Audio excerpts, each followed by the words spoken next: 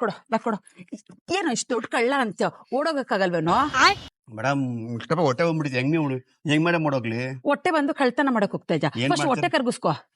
Madam ಹೊಟ್ಟೆ ಕರ್ಗಿಸ್ಬೇಕಂದ್ರೆ ಎಲ್ಲಿ ಹೆಂಗೆ ಮೇಡಮ್ ನಮ್ಮಂತ ಎಲ್ಲಿ ಮೇಡಮ್ ಸಿಗುತ್ತೆ ಅಂತ ಟ್ರೀಟ್ಮೆಂಟ್? ಬಾ ದುಡ್ಡಿಲ್ಲ ಕಾಸಿಲ್ಲ ಮೇಡಮ್. ಕೊಡ್ತೀನಿ ಬಾ.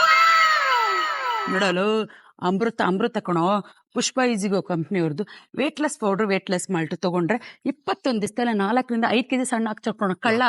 ಈ ಪ್ರಾಡಕ್ಟ್ ನ ತಗೊಂಡು ನಿನ್ ಹೊಟ್ಟೆನ ಇಳಿಸು ಫಸ್ಟ್.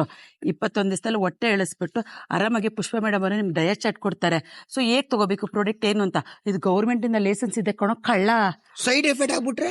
FSSAI ಸರ್ಟಿಫಿಕೇಟ್ ಇದೆ, ಗೌರ್ಮೆಂಟ್ ಲೈಸೆನ್ಸ್ ಇದೆ, ನ್ಯೂಟ್ರಿಷನ್ ಲ್ಯಾಬ್ ಟೆಸ್ಟ್ ಕೂಡ ಆಗಿದೆ.